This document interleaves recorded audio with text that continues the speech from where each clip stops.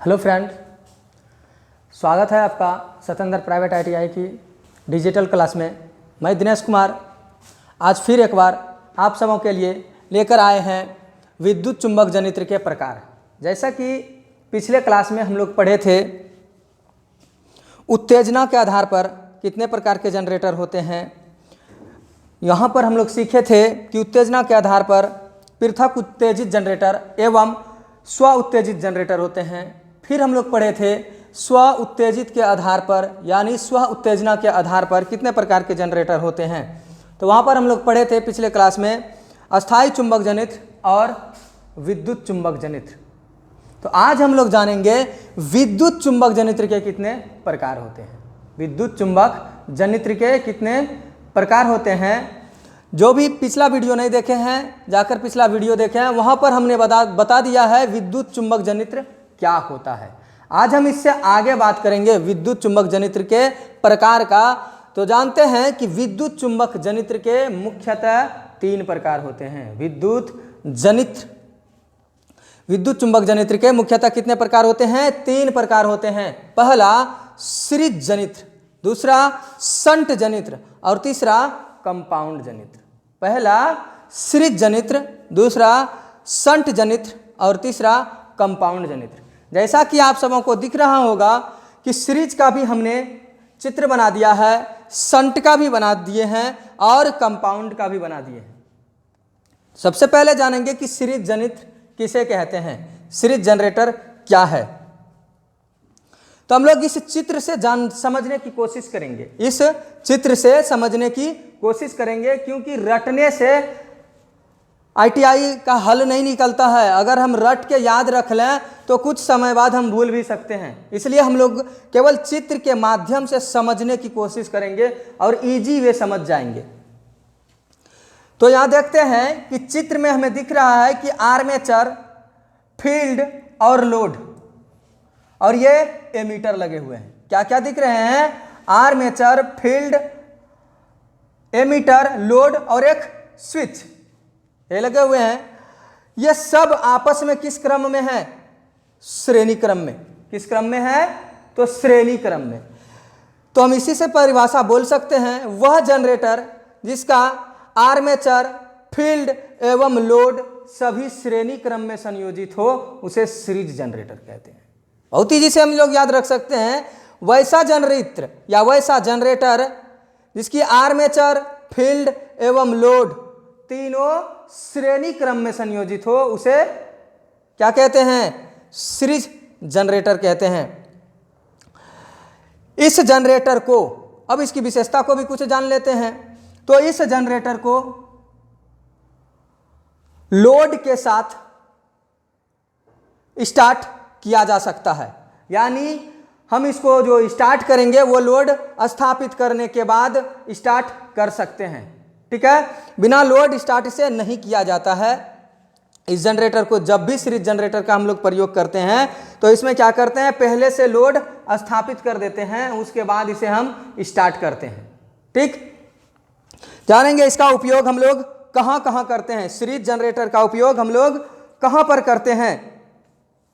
तो series generator का प्रयोग हम लोग बूस्टर के रूप में करते हैं। वोल्टेज ड्रॉप को पूरा करने के लिए, वोल्टेज ड्रॉप को पूरा करने के लिए बूस्टर के रूप में किसका प्रयोग कर लेते हैं हम लोग? सीरीज जनरेटर का प्रयोग करते हैं। बूस्टर के रूप में सीरीज जनरेटर का प्रयोग किया जाता है, यानी वोल्टेज ड्रॉप को पूरा करने के लिए।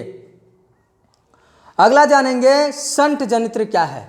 शंट जनित्र क्या है? तो इसमें हम लोग देखते हैं इसके चित्र को भी, इसकी भी चित्र हमारे सामने है और इसके चित्र में स्पष्ट है कि आर्मेचर के पैरेलल में क्या लगे हैं? फील्ड लगे हुए हैं। आर्मेचर के पैरेलल में फील्ड लगे हैं। ठीक है, तो हम लोग कह सकते हैं कि शंट जनरेटर क्या होता है? जिस जनरेटर में आर्मेचर के समांतर में फील्ड संयोजित हो, जिस जनरेटर के आर्मेचर के समांतर में फील्ड स्थापित किए गए हो उसे शंट जनरेटर कहते हैं। इस जनरेटर में वोल्टेज, इस जनरेटर से उत्पादित ईएमएफ को कंट्रोल करने के लिए फील्ड के सीरीज में एक रिहाउस्टेड लगा दिया जाता है। क्या लगाया जाता है? रिहाउस्टेड। जैसा कि आपको चित्र में दिख रहा होगा कि यहाँ एक हम रिहाउस्टेड लगाए हुए हैं, और रिहाउस्टेड का हम लोग परिभाषा जानते हैं, परिवर्तित प्रतिरोध। इसको हम लोग दूसरे नाम से भी जानते हैं, परिवर्तित प्रतिरोध। ये क्या करते हैं कि जितनी भी हमें आवश्यकता होती है लोड की, उस आवश्यकता के अनुसार से यह ईएमएफ प्रेरित करते हैं। मतलब इस जनरेटर से जो ईएमएफ की उत्पत्ति होती है उसे कंट्रोल करने के लिए हम लोग इसमें क्या लगा देते हैं? एक रिहाउस्टेड लगा देते हैं। इस जनरेटर में स्टार्टिंग के दौरान लोड को स्थापित नहीं किया जाता है। इस जनरेटर में स्टार्टिंग के उपरांत लोड को स्थापित नहीं किया जाता है। अगर ऐसा हम करते हैं कि स्टार्ट करने से पहले ही लोड संयोजित कर देंगे तो लोड की रेजिस्टेंस कम होंगे और इससे धारा प्रवाह होने लगेंगे, जिससे कि जनरेटर में उच्च विद्युत वाहक बल की उत्पत्ति नहीं हो पाएगी। इसलिए सर्वप्रथम जनरेटर में उच्च विद्युत वाहक बल की उत्पत्ति कर लेते हैं, उत्पत्ति होने देते हैं, उसके बाद इसमें लोड की स्थापना की जाती है। इसका उपयोग हम लोग कहाँ करते हैं? तो इलेक्ट्रोफ्लाइटिंग, बैटरी चार्जिंग आदि में करते हैं। इसका उपयोग शंट जनरेटर का उपयोग हम लोग कहाँ करते हैं? इलेक्ट्रोफ्लाइटिंग या बैटरी चार्जिंग आदि में हम लोग इस जनरेटर का उपयोग करते हैं। अगला है कंपाउंड जनरेटर। कंपाउंड जनरेटर का भी आपके सामने चित्र है। इस चित्र से हम लोग देख सकते हैं कि वह जनित्र, देख लीजिए इस चित्र के सीरीज फील्ड और समांतर में शंट फील्ड, ये दोनों जनरेटर जो हम लोग देख रहे थे इसमें केवल एक फील्ड है, जबकि कंपाउंड जनरेटर में कितने फील्ड है? 2 फील्ड है। एक सीरीज फील्ड है और दूसरा शंट फील्ड है। पहला क्या है? सीरीज फील्ड और दूसरा शंट फील्ड। तो इसके माध्यम से हम लोग समझेंगे कि एक देखिए आर्मेचर के किसमें है? श्रेणी में है, और एक समांतर में है। पहला सीरीज फील्ड श्रेणी में, शंट फील्ड समांतर में। तो हम लोग इसी चित्र के अनुसार से परिभाषा बोलेंगे। वह जनरेटर जिसमें आर्मेचर के सीरीज में सीरीज फील्ड तथा आर्मेचर के समांतर में शंट फील्ड की स्थापना की गई हो, वैसा जनरेटर जिसके आर्मेचर के सीरीज में सीरीज फील्ड तथा आर्मेचर के समांतर में शंट फील्ड की स्थापना की गई हो, उसे कंपाउंड जनरेटर कहते हैं। इसमें भी उत्पादित विद्युत वाहक बल को नियंत्रित करने के लिए, कंट्रोल करने के लिए रिहाउस्टेड की आवश्यकता होती है। यानी शंट फील्ड के सीरीज में किसको लगा दिया जाता है? रिहाउस्टेड को लगा दिया जाता है। शंट फील्ड के सीरीज में रिहाउस्टेड लगा दिया जाता है। और इसका हम लोग प्रयोग कहां करते हैं?